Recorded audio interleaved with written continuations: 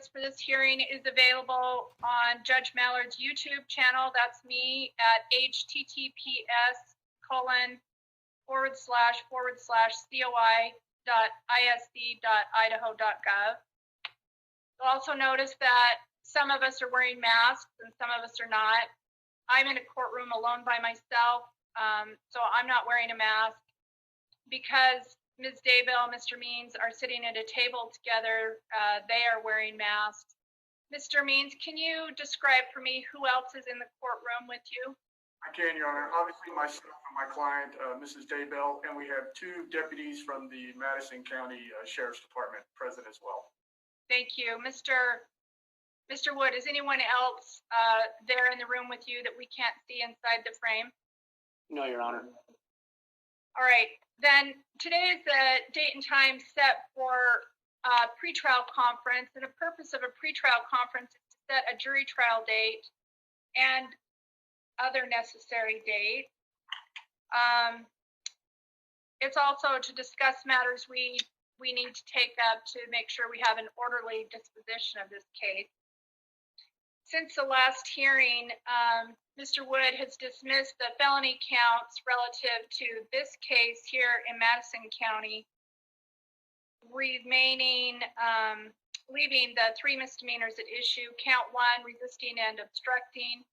Count 2, solicitation of Melanie Gibb to resist and obstruct. And count 3, contempt. Mr. Means has filed a not guilty plea to those charges, a demand for a jury trial, which means we need to set this for a jury trial, and a number of other motions that I will discuss here in a few minutes. So that is all that we are prepared to take up today. As I noted, Mr. Means filed a couple of other motions that may need to be scheduled, one for sure, the others I'm not quite so sure about. But the first thing that I want to go through today is setting the jury trial.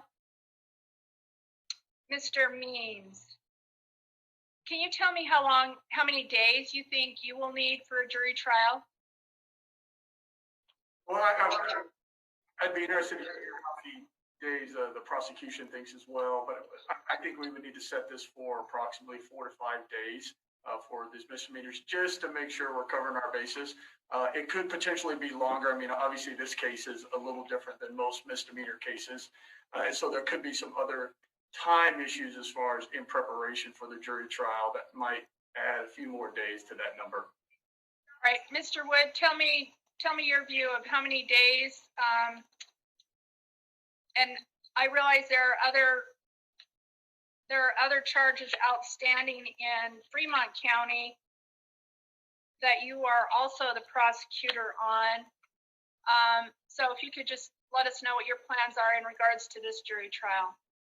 Your Honor, in terms of time, I agree with Mr. Means. Approximately 4 or 5 days would probably suffice. And so, yeah, 4 or 5 days, I think. We probably should just block off a week at some point to do it. All right. Okay. And Mr. Means, tell me how long you think you need to prepare, how long you'll need between now and the jury trial setting. I think probably more than your traditional setting. We have some discovery that's going to come over in the next few days. I understand it's another extensive amount as far as size goes, it's gigabytes and information and whatnot.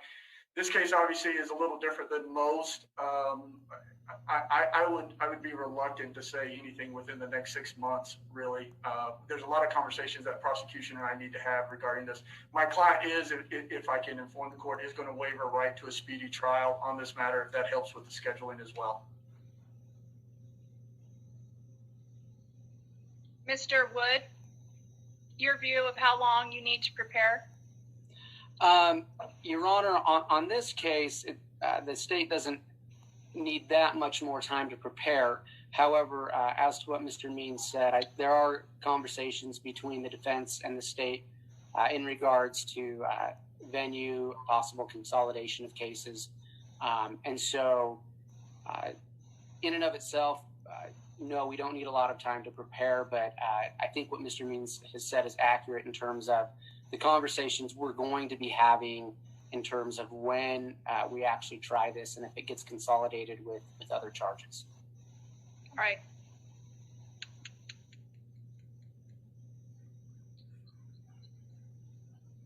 Well, 6 months out takes us into January. Is that what you're thinking, Mr. Wood? That's fine with the state, Your Honor. Mr. Means? It's fine with me, Your Honor. And I do not have in my courtroom a calendar that extends into January. Madam Clerk, can you let us know what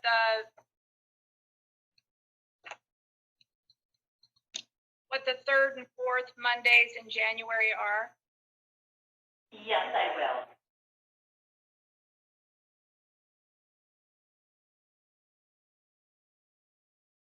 If I can, Your Honor, according to my calendar, January 18th of this next year is going to be a federal holiday. So Okay. we might be looking at the fourth Monday in January if we want to. And what day? What day is that, Mr. Means? Martin Luther King Day. Right. Yeah. Thank you for calling that to my attention. But the next Monday, what's the next Monday? I don't see any conflicting holiday on the 25th. Okay. It would be the 25th and the 29th. Okay. Mr. Wood, how does that work for you? That's fine for the state, Your Honor.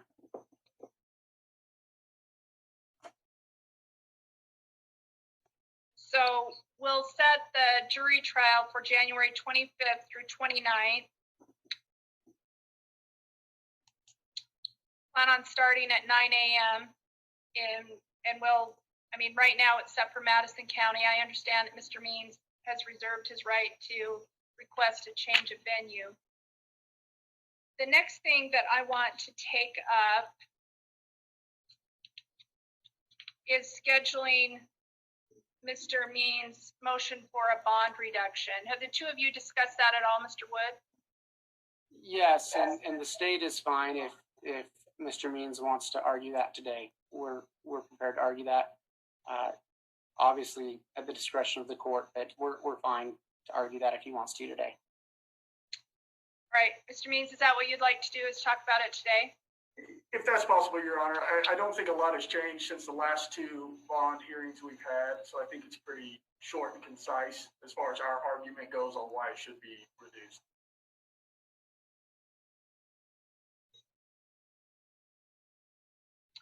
All right.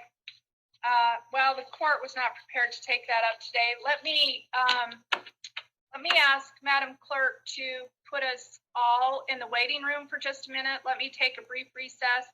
I will get my notes from the last hearing so that we can not have to start from scratch. So we'll be in recess for just 5 minutes, Madam Clerk. Thank you, Your Honor.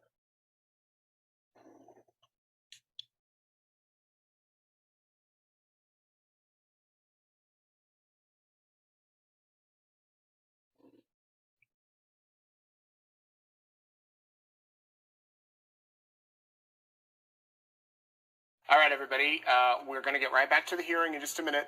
Don't worry, you're not going to miss anything. We're monitoring it over here on a second screen. Here's what we know. I'm going to lower this mic here. Is that a jury trial has been scheduled for the last week of January for Lori Vallow Daybell on the 3 misdemeanor charges that she's facing. It'll be January 25th through the 29th in Madison County on the charges of resisting or obstructing officers, criminal solicitation to commit a crime, and contempt of court. Right now, the judge asked to go to recess because Mark Means, Lori's attorney, is about to argue for a lower bond on these charges. It was not on the docket today to actually take this up, but Prosecutor Rob Wood said he had no issue with it, and the judge is going to grab her notes from the previous bond hearing from a few months ago that lasted a few hours, where Mark Means really fought to have bond lowered from $1 million, he suggested, down to $200,000, maybe $100,000, Judge Mallard ultimately rejected that request. So it sounds like in just a few minutes here, Mark Means is going to request for another bond reduction for Lori Vallow Daybell on these 3 charges. She also has a $1 million bail on the charges she faces in Fremont County to conceal evidence in regards to her children's remains that were found on Chad Daybell's property last month. So even if bond should somehow get dropped down to 0 today, which I'm not saying will happen, but if the judge said, you know what, we're not going to set bond at all, she would still have the $1 million bail in Fremont County. So right now they are preparing to take up the issue of bail, and that could go for several minutes, could go for several hours. I guess we'll see what happens there. But the one piece of news that we do have already is that a jury trial has been scheduled for the last week of July, July 25th through the 29th, on the 3 misdemeanor charges. One of the things that Rob Wood, the prosecutor, mentioned is that there is talks between the state, between Mr. Wood and Mark Means' office, to possibly consolidate some cases and possibly work together to get things maybe moving at a more efficient pace, or at least consolidate a bunch of these cases. If that happens and will happen over the next few months, then it's likely that come January, this trial may not even be necessary, or there could be additional charges that are filed. So although the jury trial is set for July 25th, it's likely that that could get moved. We're keeping an eye on Judge Mallard's page here in just a minute, so we will go back to that hearing as soon as she comes back in. This is not the first time that Judge Mallard has had Lori Vallow Daybell in her courtroom. Several weeks ago, she appeared with Mark Means, her attorney, to discuss lowering bond. That's back when she was charged with the 2 charges of desertion and non-support of children. Those charges have been dropped. They've been the charges have been amended. Once she was charged in Madison County with the conspiracy to destroy evidence, Prosecutor Wood amended the original criminal charges, so she currently no longer faces the desertion and non-support of children because, frankly, they know where the children are. And they can't say that she deserted them when they did that. What's that? January. If I said July, I misspoke. The trial would be January 25th through the 29th, not July. That would be the hearing for these 3 misdemeanor charges.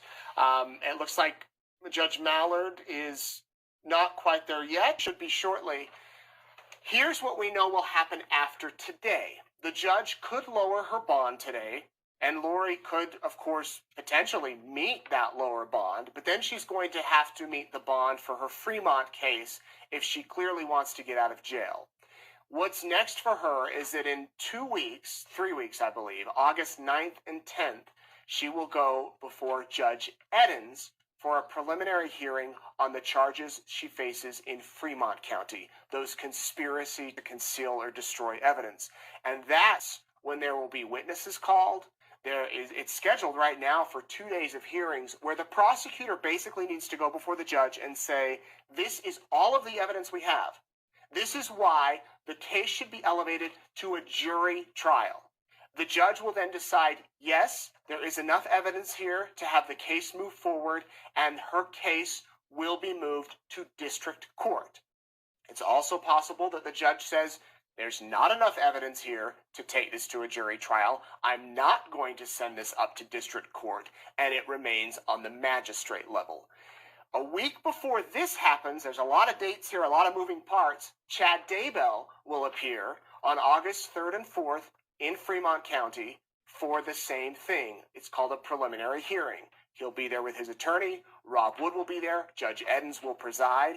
And for 2 days, the prosecutor has to prove that there is indeed enough evidence that Chad Daybell did conspire to conceal the evidence, and that he actually did conceal the evidence, meaning the bodies of JJ and Tylee, and that when that happened, he will have to convince the judge that this indeed did happen, and then the judge will move it up to the higher court, the district court, and that's when a jury trial will be set for those charges. So that happens with Chad on the 3rd and 4th of August. With Lori, it happens on the 9th and 10th of August, a week later. Rob Wood mentioned moments ago that there's talk of consolidating some cases potentially. That could be one consideration. Maybe they decide to hold the preliminary hearing for both of them at the same time all at once. That would be an interesting turn of events here if that does happen, and we would know before that trial date or that hearing date in August because it would be posted publicly. But that will likely not be discussed today. What's going to be discussed today when Judge Mallard comes back from this recess is Daybell's bail. She's being held in the Madison County Jail on $1 million. She's been there since March. Originally, bail was set at $5 million in Hawaii. They then extradited her back to Madison County. She went before Judge Edens. He agreed to drop the bail from $5 million to $1 million, and then her attorney asked for a new judge. So Judge Edens was disqualified, and Judge Mallard came in. Looks like we're back on. I think we have everyone back in place. Can you hear me okay, Mr. Means?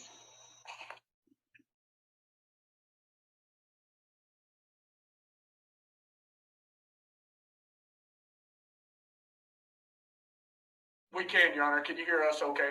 Yes. Mr. Means, since this is your motion, go ahead with your argument. Okay, thank you, Your Honor. Real short, Your Honor, as set forth in our motion, the change in circumstances here really is regarding the dismissal of the 2 felony counts that were in the previous complaint. We're left with, as the court mentioned earlier, 3 misdemeanors, an obstruction, a solicitation, and a contempt charge, which carries with it a maximum, according to my calculations, 2 years and possible $2,500 fine. The only thing I would add in addition to the things that have been argued in the previous 2 bond hearings is my client has been a model inmate. These charges are major. There is no previous criminal record regarding my client in any other jurisdiction that we're aware of. Her access to funds is extremely limited. I think the court has issued an order previously outlining that if my client were bailed out or bonded out, that there were certain restrictions in place that we're fine with keeping those restrictions. We think ultimately that the $1 million bond isn't reflective of the current charges, that we'd ask that the court reduce it to $100,000. Mr. Wood? Thank you, Your Honor. We do acknowledge that at this time, the defendant faces misdemeanor charges in Madison County. We also acknowledge that she's also being held on a $1 million bail in Fremont County.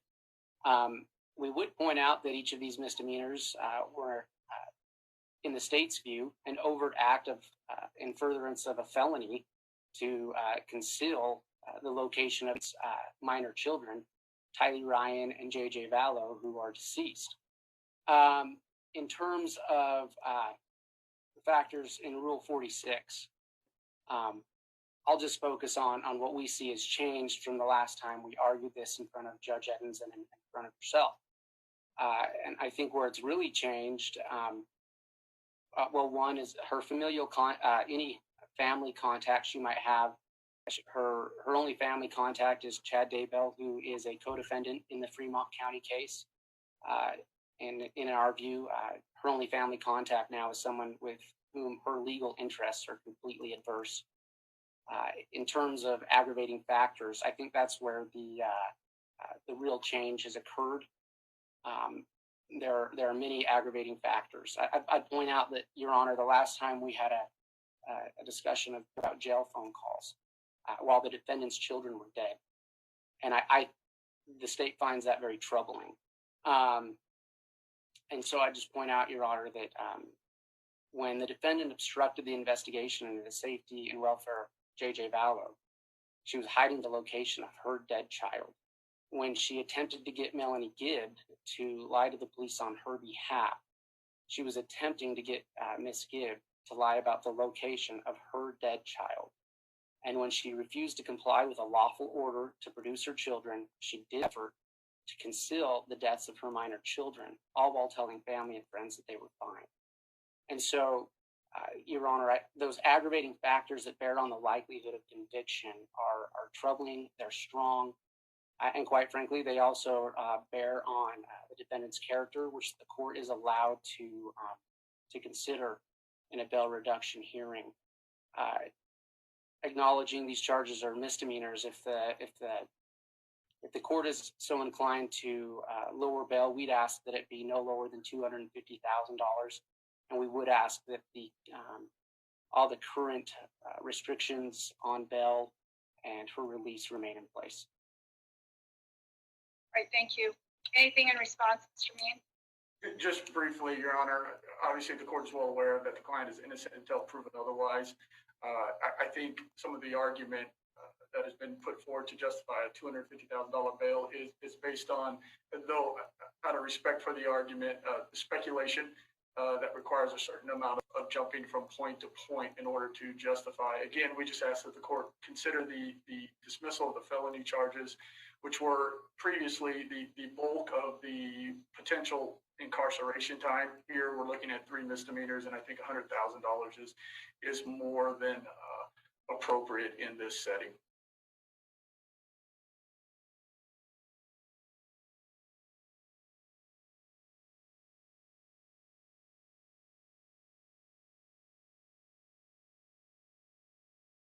All right, thank you. Thank you, Your Honor.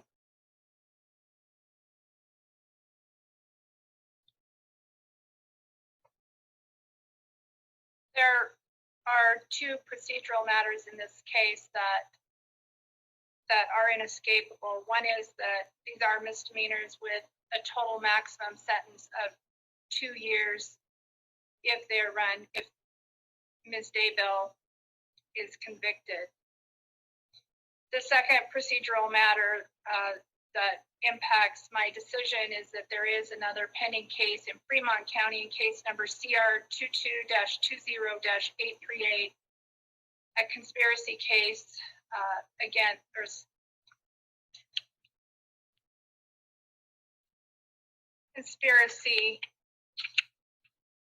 Ms. Daybell.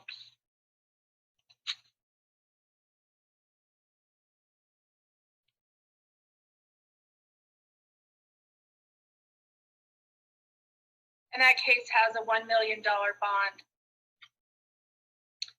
So regardless of what I do with bond here today, there's still another case with a $1 million bond that is outstanding.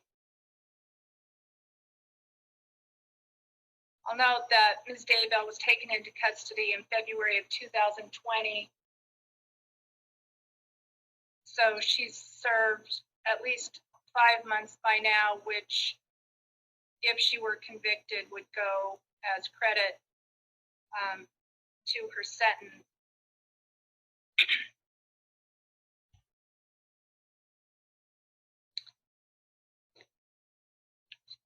I previously noted that the factors that I consider are those stated in Idaho Code Section 19-2904 and Idaho Criminal Rule 46C.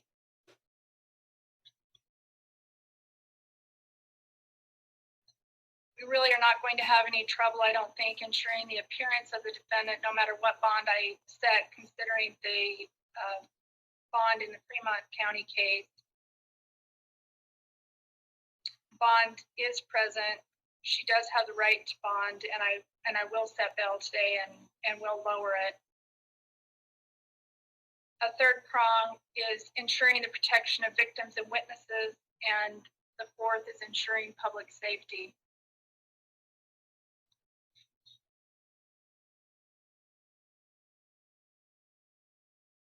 I cannot overlook Idaho Criminal Rule 46C, subsection 6, which is the nature of the current charge, which I've already taken into account. They're misdemeanors with a relatively low maximum sentence.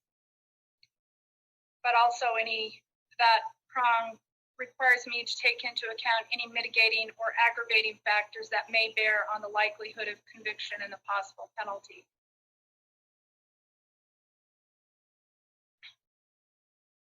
Of course, our system of justice, Ms. Daybell is considered innocent until proven guilty, but every court in Idaho, in consideration of what bond should be set, is allowed to consider the likelihood of conviction and any mitigating or aggravating factors that may bear on that likelihood. I think it's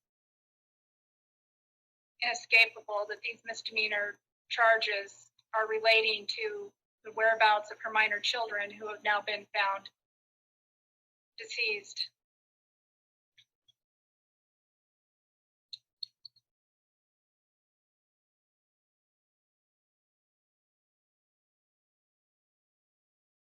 all of the other factors are really no different than where they were when we had this last hearing. I'm going to reduce bond based on my consideration of all those factors. I'm going to set bond at $50,000 on each count for a total of $150,000 in bond. If Ms. Daybell does post bond, I'm adding an additional condition to her release that she have no contact whatsoever with her alleged co-conspirators in the Fremont County case number CR 22-20-838.